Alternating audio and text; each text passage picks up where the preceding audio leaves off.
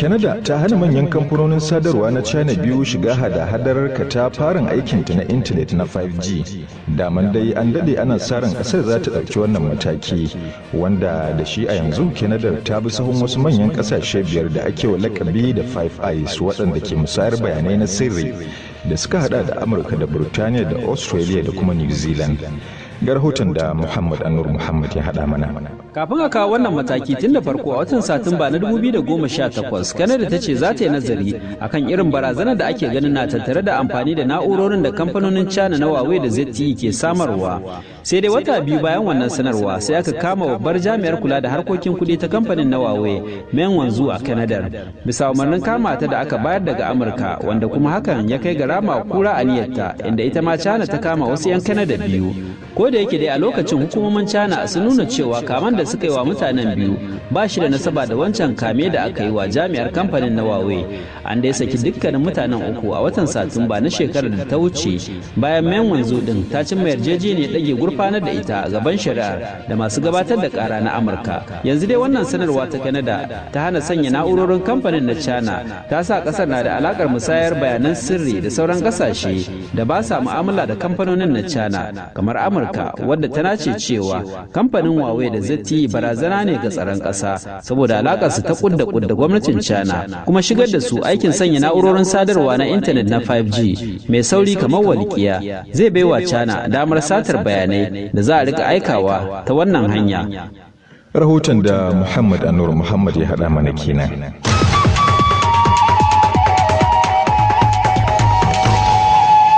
Masu aro kuna tare ne da sashen Hausa na BBC. Idan muka je Najeriya, matsalar tsaro na ci gaba da zama wani karfin kafa a garuruwa da dama na yankin arewacin kasar, inda yanzu haka abin ya jefa jama'ar garuruwan Mai Gamji da 'yan kwani na jihar Katsina cikin halin zamar ɗarɗar. Sai dai hukumomin 'yan sanda a jihar, waɗanda su ma suka tabbatar wa BBC labarin aukuwar hare-haren a waɗannan wurare, sun ce suna ƙoƙarin shawo kan matsalar. Ga rahoton Abdulsalam Ibrahim Ahmad. Rahotanni daga garin Mai Gamji na yankin karamar hukumar Huntuwa ta jihar Katsina sun ce jama'a suna cikin zaman halin ɗarɗar, har ma wasu sun fara gudun hijira daga garin saboda hare-haren 'yan bindiga. Ga mata bakin wani mutumin garin wanda baya so a ambaci sunansa. Ranar Lahadi na ta wuce akwai wasu 'yan bindiga da suka faɗo cikin garin Mai Gamji dauke da manyan makamai, suka samu wani yaro matashi, nan take suka kashe shi har lahira. Bayan nan suka wuce suka shiga cikin gida, wani bawan Allah ba same shi a cikin gidan ba. Ya'yan shi guda uku sun tafi da su da matan shi guda biyu. Akwai yayansa wanda yake a gidan, shi ma sun tafi da 'ya'yan shi guda uku. A wurare irin su rigar tsauni da rigar ɗan kawu na garin 'yan kwanima a yankin karamar hukumar Bakore a jihar ta Katsina, matsalar tsaron ta jefa jama'a cikin katankatana, a cewar wani bafulatani da abin ya shafa, wanda ya gwammace a sakaye sunansa.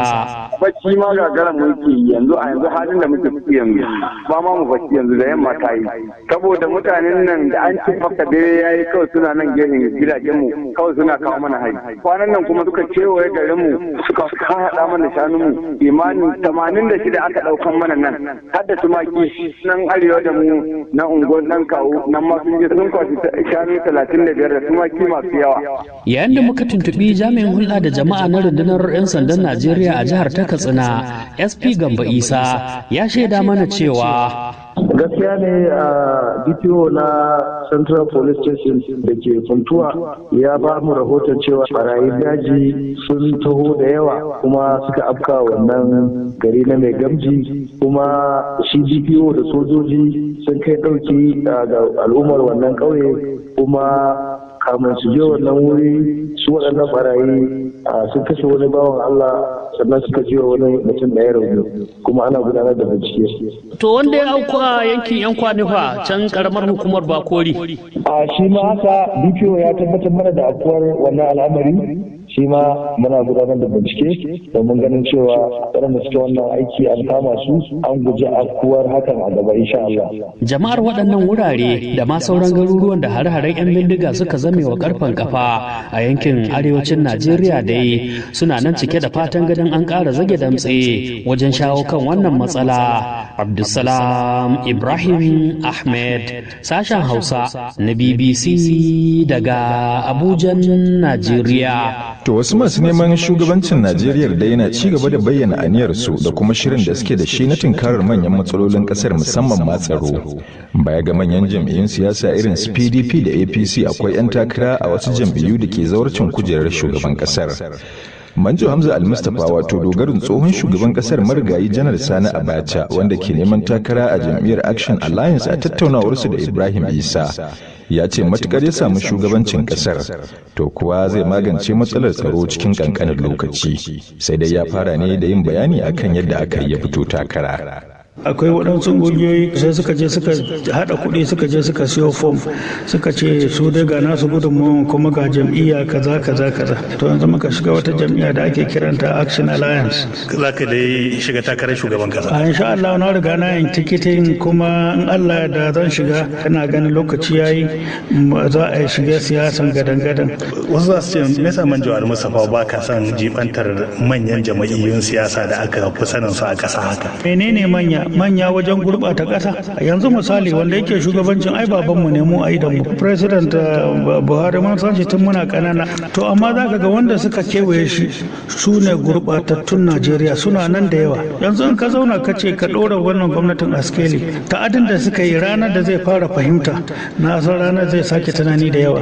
Yanzu mu kaddara Manjo Al-Mustapha ka samu nasarar zama shugaban Najeriya, wani abu daban za ka yi dangane da tunkarar matsalolin kasar na musamman ma batun tsaro? To fi sabilillahi ni da kaina zan fara, yan kasa su zama min shaida ranar da na yi ba daidai ba sai in sauka a hukunta ni kuma ina yaɗawa wanda duk ya gaji bai so na to ya sayan da zai da ni, in sun yi sa'a sun kawar da ni wannan ya rage nasu, amma mu fa abin da Allah ya shimfiɗa a yi wa Najeriya za a yi ko mun zafin sa idan ko suwaye. Misali yanzu kan tsaro da kake faɗa kaga soja, duk sojan Najeriya ni ina ganin shi daidai yake da ɗan sanda na da. Me kake nufi? Saboda sun riga sun zama ɗan sanda, kuma 'yan sandan da kuke da su sun gurɓata ne. Akwai abin da in zan yi a wata shida zaka ji tsoron abin da za a yi, amma kuma shine gaskiya.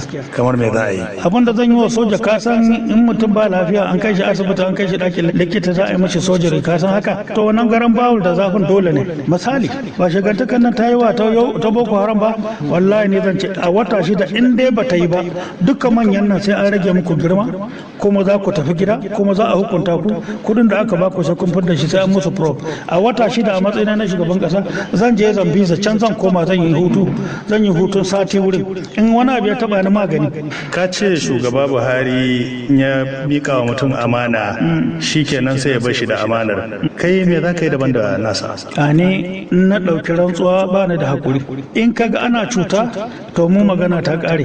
Doka ruwan zafi ne, kowa ya sa ɗan yatsansa ko ne ya zai. Amma baka gudun a ce ai Al-Mustapha kuma maimakon demokaradiyya ya koma yana mulki irin na soji? A'a, demokaradiyya doka take bi, doka nake bi. Demokaradiyya babu doka hauka ne. To kai zama a gidan yari, shin da wasu da za a ce har yanzu kana kullace da su ko da wani abu daban da za ka ce ka koya? Zaman da muka yi na gidan yari namu daban ne, dan na wani akwai azaba da gangan da aka shirya. Ni na san irin azabar da na sha da kuma inda aka kai ni. Sun riga sun gaya min ba zan taba dawowa ba, kuma wanda suka shirya su kashe ni suna gaya min ido da ido. Zama a prison zai saka ka rika tunanin da a waje ba za ka yi shi ba saboda kana jin daɗi a waje. To da fatan za ku kasance da mu a filinmu na gani mana hanya ranar Asabar don jin cikakkiyar hirar da Manjo Hamza Al-Mustapha. Ƙarshen wani biki na addini bayan da Yahudawa masu tsatsauran ra'ayi da dama suka kutsa kai cikin shingen jami'an tsaro. Masu tarzomar sun lalata ginin kaburbura da motocin 'yan sanda tare da jifansu da duwatsu yayin bikin da ake wa lakabi da Lag BaOmer.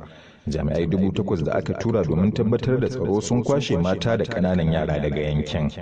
An kama akalla mutane 17.